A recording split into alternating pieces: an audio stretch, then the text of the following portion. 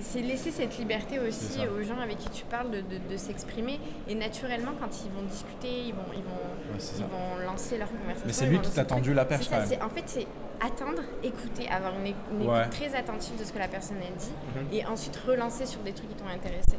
Comme dans une conversation naturelle. C'est une conversation. En fait. C'est ça. C'est une conversation. C'est pas une interview. En fait, c'est exactement ce que j'allais dire. On peut avoir tendance à penser que le podcasting c'est genre une interview, que c'est la radio et voilà, alors que non, c'est juste une conversation entre deux personnes et on se découvre et on parle quoi. Cool. C'est ça. Cool. C'est un bon moment. C'est un bon moment. C'est pas censé être stressant, c'est pas censé être. Et c'est pour ça que moi, mes invités, je leur dis tout le temps. C'est cool, tu vois, t'es pas au JT de TF1, il n'y a pas 1 million de Français qui te regardent, qui t'écoutent. On est entre nous, c'est fait avec bienveillance, quoi. Je sais pas si vous faites ça, vous. Ouais. Même d'accepter les blancs, par exemple, tu vois. Quand tu sais pas poser, quand t'as pas d'idée de question. Moi, des fois, je vais stresser. Au début, je stressais de me dire ok, très bien, c'est intéressant ce que tu me dis. Tu vois, je m'aime pour réfléchir à la question que je vais poser. Ouais. Alors que là, par exemple, la dernière interview que j'ai fait, à un moment donné, il avait envie de pisser. Je dis, vas-y, va pisser. On va pas couper l'interview, c'est pas grave. Mais tire la chasse d'eau. Mais il est descendu, il allait pisser pendant 5 minutes. T'as le mec, pendant 5 minutes 12, je me suis dit. non, mais vraiment. Et pendant ce temps, moi, j'ai fait un petit aparté. Je discutais avec Sarah qui faisait la régie. Je dis, du coup, t'en penses quoi du podcast et tout. C'est cool et tout. C'est ça la beauté d'un podcast. C'est ça. T'es pas dans une radio, t'es pas à la télé, t'es comme si c'était chez toi. Et puis tu discutes. Et puis s'il y a des choses qui se passent, la personne d'un coup, elle a envie de prendre un café, tu te lèves, tu fais un café, c'est terminé. Tu vois, il n'y a pas de. Il faut arrêter de se bloquer, de se dire non, il faut que ce soit censuré, il faut que j'ai ma musique, il faut que j'ai ci, il faut que j'ai ça. Non, il faut laisser le truc cool. Tant que le son est bon et que si tu as envie de filmer, que l'image elle est belle, c'est bon. Moi j'adore ça. Si tu te poses la question de la question que tu vas poser, tu le dis. Tu peux très bien faire une pause, la personne s'arrête de parler. Et déjà, si tu laisses la personne s'arrêter de parler des fois, tu te rends compte qu'elle va continuer à parler. T'as remarqué ce truc ? Ouais, j'ai remarqué. Quand tu coupes pas la personne pour lui dire ok, d'accord, très bien, là, si tu fais pas ça, c'est juste tu te tais, la personne elle va continuer à parler pendant très longtemps. Moi, la dernière conversation que j'ai eue, j'ai dû poser clairement, on a parlé 1h45, j'ai posé 4 questions. c'est quand même, tu vois, j'ai juste posé 4 questions et puis voilà. Parce que t'as laissé des blancs quand elle s'arrêtait de parler, t'enchaînais pas tout de suite. Exactement. Et c'est là aussi que tu vois que c'est pas aussi important que ça que tout soit fait d'une traite en fait. Là par exemple dans les podcasts que j'avais fait, j'étais dans un endroit, Studio Majorel, j'étais dans un endroit où il y avait des travaux et tu vois ils ont recommencé à faire leurs travaux, j'ai juste dit tu sais quoi, viens on attend. Et tu vois, nous, au studio, on a un train qui passe. Oui. Et du coup on a dit aux gens, c'est la minute train. Voilà. Quand le train il passe, vous pouvez vous arrêter, vous pouvez continuer, mais vous le dites. On va entendre le petit fracas du train qui passe et tout. C'est même poétique, genre dans un podcast avec Gauthier, il était avec une nana qui a vraiment pris le truc en mode c'est vrai que c'est cool, c'est apaisant. Et après ils ont changé de sujet et tout, et franchement ça rajoute même un truc de spontanéité. La spontanéité, je pense vraiment que là, au jour d'aujourd'hui, on est à une époque où les gens cherchent de l'authenticité. Tu vois, ils cherchent pas des choses qui soient hyper léchées, ils cherchent vraiment des gens qui sont vrais, des gens qui sont humains, qui font des erreurs. Et c'est pour ça que je kiffe le podcasting. Grave. Mais c'est comme on parlait dans mon podcast hier avec Adrien Arnoux, des émissions de télé où tu sais le fond là, tu sais quand tu fais un fond dans une vidéo ou dans un studio photo, tu sais tu tires un rideau ou un espèce de rouleau de papier, de couleur ou quoi pour faire ton fond. Là dans les émissions de télé, le fond c'est des gens. Ils vont mettre une lumière bleue sur des gens et c'est ton background. Genre t'as une tête au premier plan de la personne qui parle et d'autres têtes au fond de gens qui écoutent. C'est bizarre de faire ça. C'est chelou. Moi je me suis dit, limite on pourrait faire ça au studio Majorel d'avoir du public, mais si on fait du public, soit ils se mettent devant derrière les caméras, soit carrément si tu veux les montrer, tu les mets à la table avec toi. Mais ça mec, c'est des concepts à la même hauteur que toi, tu vois. Ça c'est incroyable. Et c'est en mode petite réunion de quartier, je sais pas, ou comment tu peux amener ça, mais je trouvais ça visuellement même plus intéressant d'avoir les gens, le gars qui est en train de parler, il parle, et puis t'as une autre personne à côté qui écoute, et je trouve ça joli. Clairement. Et tu sais qu'aux États-Unis, ils ont de plus en plus de concepts comme ça où les gens sont juste en train de faire leurs prestations, faire leurs concerts et tout, et t'as un public qui est autour d'eux, qu'on voit à la caméra ou qui sont à côté et qui vont interagir. C'est pas genre le public est derrière et sert juste à applaudir, quoi, tu vois. Ouais, c'est ça. Et, avec le chauffeur de salle qui lance Attends, c'est tellement faux. Je sais pas si tu as déjà cité à une émission de télé. Ouais. Tu vois, donc un peu tous les concepts comme NPR ou tu vois, ou même là il y a Alicia Keys qui avait fait un concert à Paris il y a 2-3 ans et elle était je sais plus, dans un petit endroit, il y avait les gens qui étaient autour. Et je crois que c'était au Cabaret Sauvage. Ouais. Je sais plus. Et c'était lourd, tu vois. Donc là tu fais ton podcast et t'as des gens qui sont autour, qui écoutent, qui sont. C'est ça, ou qui peuvent même intervenir des fois. Ouais, bon après les gars, prenez pas trop la confiance. Mais tu sais que c'est comme ça que j'ai connu Naïm. La première fois, c'est que je faisais un podcast en public et Naïm faisait partie du public et j'ai demandé est-ce que quelqu'un veut poser une question et Naïm m'a dit moi et il est venu et après on a commencé à parler et voilà quoi. Ça qui est cool. Et c'est trop bien. C'est trop bien. C'est trop bien. Donc il faut favoriser la spontanéité au maximum dans tes podcasts et accepter en fait tout ce que tu considères comme des aspects négatifs, c'est-à-dire pas savoir poser une question ou des aléas, ça rend le truc spontané. On est dans un air aussi où avec Instagram et tout ça, on est tout dans le fake, dans le retravailler, ultra travaillé. Ouais. Et au final, on oublie l'authenticité, on oublie ce qu'on est réellement. Et on se crée une image qui n'est pas nous. Et si tu formates trop ton podcast, si tu veux trop le rendre ultra avec couper des passages où tu bégayes, couper des passages où moi ça m'est arrivé je veux poser une question, je l'oublie, je pose une autre question, tu vois, ça m'est arrivé plus d'une fois, je fais je sais plus ce que je voulais dire, c'est pas grave.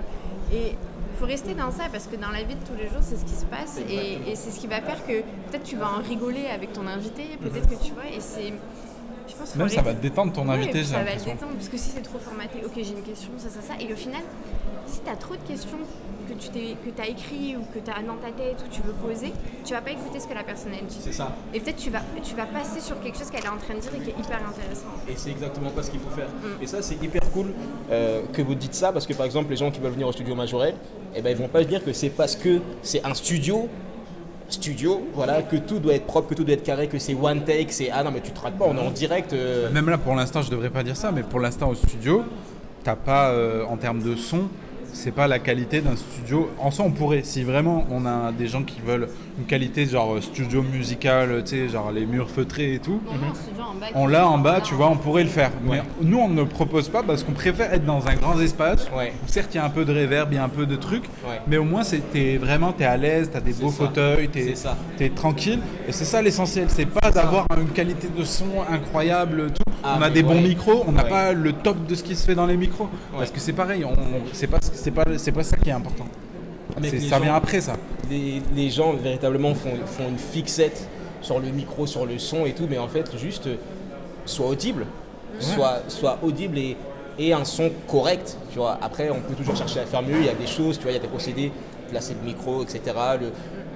Mais c'est pas l'essentiel, tu vois. Il y a des podcasts, mec, le son est nickel, mais t'as pas envie de les écouter. Parce que parfois la personne, ça résonne pas ce qu'elle dit, ou elle parle trop lentement, ou trop rapidement, ou il y a 1 milliard de raisons. Tu vois, donc c'est et même des fois en plus, moi j'aime pas le son studio. Le son hyper feutré là où tac, il y a aucun le truc il sonne une fois et il y a aucun écho, rien. Des fois je trouve ça fait trop faux, trop travaillé. Mais même tu sais, donc là si on parle en termes de musique, tu prends des albums comme les albums des Beatles, des Rolling Stones, de la Motown et tout, c'est des albums qui étaient à des années-lumière de ce qu'on a en termes de qualité sonore, tu vois. C'était horrible, tout était enregistré en une seule prise, tout le monde enregistré en même temps, il n'y avait pas de pistes séparées à l'époque. Pourtant ça reste. C'est ça, parce quand tu écoutes sur un vinyle, tu as l'impression d'être avec eux. Exactement, ça reste une mélodie, ça reste une chanson, ça reste des paroles, ça reste une émotion. Et c'est ça qu'on veut faire vivre aux gens. C'est ça, l'émotion, elle viendra pas quand tu es dans un truc tout mesuré parce que tu as préparé toutes tes questions, tout feutré parce que les murs sont hyper carrés et tout. Faut du Vic bordel un peu, faut de la respiration. On s'est appelé Studio Majorel parce que c'est plus simple de s'appeler studio, mais on aurait pu s'appeler la Maison Majorel parce que la Maison Majorel existe vraiment. Mais c'est quoi Majorel en fait? Je vous ai pas posé la question. Justement. Majorel, c'est l'artiste qui a créé le jardin Majorel à Marrakech. Et on s'est inspiré de ça parce que pour nous c'est une maison et il y a la maison toute bleue avec la couleur Majorel qui est le bleu, qui est un bleu très chaud comparé au bleu il peut être une couleur très froide. Et pour nous c'est ça, c'est la maison, c'est chaleureux, on veut apporter ce côté-là. C'est un jardin avec plein de plantes, c'est un peu une jungle. Tu as des plantes, des cactus, des plantes, des palmiers et des fleurs hyper variées. C'est un des jardins les plus beaux au monde. Il y a des plus belles biodiversités qui existent. Et nous, pour nous, c'est ça. C'est la maison, c'est chaleureux. C'est la diversité aussi. C'est la diversité. C'est tout est à l'intérieur, en fait. C'est pour ça qu'on l'a appelé comme ça. c'est trop bien. En tout cas, moi je suis parti enregistrer un podcast chez eux, c'est des gens que j'ai rencontrés sur LinkedIn, donc la puissance des réseaux sociaux, ça reste la puissance des réseaux sociaux. Et je vous recommande parce que toutes les frictions que tu peux avoir pour créer un podcast, toutes ces frictions sont annulées parce qu'ils font par leur travail. C'est-à-dire que si tu veux tout simplement pas avoir à faire du montage, tu n'auras pas de montage à faire avec eux. Si tu veux pas avoir acheté des micros, tous ces trucs-là, à mettre 500 balles ou 200 ou peu importe, tu n'auras pas à le faire. Et si tu veux un espace, si tu veux pas galérer tout simplement à chercher des restaurants ou aller dans des hôtels ou dans des bars où quelqu'un va faire la vaisselle en même temps et sortir les poubelles, ça m'est arrivé, ils ont également une solution. Et c'est ça que je trouve hyper stylé. J'ai eu l'opportunité d'y aller. Et ce sont des podcasteurs aussi. Donc je vous invite vraiment à aller checker ce qu'ils font, ça va vous faire gagner beaucoup de temps. C'est cool en plus, c'est une bonne vibe, c'est plus cool que, encore une fois, parfois, même si j'adore faire ça, d'être sur Zoom ou d'être derrière son ordinateur à parler tout seul. Là, tu as vraiment le rapport humain et c'est sur Paris, quoi. C'est ça. Et puis si je peux rajouter un truc qui est un peu nouveau aussi, c'est que c'est vraiment d'expliquer aux gens qu'on est dans une dynamique de coproduction. C'est-à-dire que c'est pas une production dans le sens des productions télé ou radio ou même podcast, où on va t'acheter toi et ton programme. Nous, on fait de la coproduction, c'est-à-dire tu viens, tu payes 94 € par mois, mais c'est une partie infime en fait du prix que coûte vraiment ton podcast à faire. C'est-à-dire que des frais que nous on dépense pour faire ton podcast. C'est-à-dire nous, on prend potentiellement 80-90% des frais sur nous pour te permettre de créer ton podcast, de te lancer, etc. Et dès que tu vas être assez mature, nous on va tout faire en fait pour faire passer ton podcast à un autre step. C'est-à-dire au-delà de la technique et d'avoir le lieu, tu auras aussi l'accompagnement, on va t'aider sur ton branding, sur ton logo, sur ta diffusion et après aussi à la monétisation de ton podcast. On veut accompagner ça, trouver des sponsors, trouver des publicités ou même revendre. Faire un contrat de diffusion avec une chaîne de télé ou une radio ou ce que tu veux en fait. Mais en gardant la dynamique de coproduction, ça veut dire on est 50-50, c'est-à-dire on t'aide, mais tu prends en partie du travail pour toi. On te paye pas, c'est toi qui payes une partie. On partage les frais et on partage aussi les bénéfices. C'est cool. Et tu as la liberté totale de pas, on te lock pas sur 20 ans et tu nous appartiens, c'est vraiment une coproduction. Donc tu as autant de pouvoir que nous, tu décides les directions de ton podcast, etc. Nous on t'accompagne juste et si tu arrives à atteindre un stade où tu peux arriver à te monétiser, on le fera. Mais si tu n'as pas envie de le faire et que tu préfères rester en libre et peut-être développer ta propre marque et vendre ta propre marque, on pourra bosser comme ça aussi. Il n'y a aucune contrainte, il n'y a rien qui est forcé en fait. C'est ça. C'est un accompagnement et une collaboration en fait. C'est ça que je trouve fou. Et c'est surtout le nombre de frictions qui sont annulées. Le nombre de frictions là en fait, il y a un truc, c'est que tu te concentres vraiment sur l'aspect où tu as une vraie valeur. Merci. Studio Majorel, vous avez vu? Aussi on peut vous aider à bien cadrer. Voilà, tu te concentres sur les choses où tu as une véritable valeur concurrentielle, où c'est vraiment toi, où tu es la seule personne qui peut faire ça. Trouver tes invités peut-être. Et encore, ça, on peut t'aider. Mais trouver tes invités, parler, faire le podcast, être toi, avoir ta personnalité, ça, ce sont des choses que seul toi peut effectuer. Et tous les autres aspects techniques, ils le font pour toi. Hier, j'étais sur le groupe de Podcastéo et il y a un gars à qui on a demandé combien est-ce que ça coûte de faire le montage d'un podcast. Et il y a un gars qui lui a dit, écoute, c'est minimum 50 balles de l'heure. C'est un prix, tu vois. Et là, j'ai pensé à vous aussi parce que je dis, Studio Majorel, tu peux avoir ça et pas juste l'édition que tu renvoies froidement. Là, tu peux avoir déjà ton truc tout fait, tout fini et c'est lourd, quoi, tu vois. C'est ça. Nous, c'est le prix. Ce prix-là, c'est pas juste le montage, c'est tout en fait. C'est tout. À ce prix-là, tu as quasiment pour 2 heures, l'équivalent de 2 heures de montage. Nous, tu peux faire un mois de podcast. Exactement. Et ce qui est fort aussi, tu vois, c'est que on est dans une époque qui est quand même incroyable. Tu vois, là, c'est une époque où littéralement t'as ton propre studio de production, t'as ta propre équipe de tournage, t'as ton propre truc. Tu peux faire des lives, des choses comme ça, mais on a à peu près le même âge plus ou moins. Il y a 10 ans, mec, quand on était petit, si tu voulais faire des lives, il fallait que tu sois Nico Saliagas, quoi, tu vois.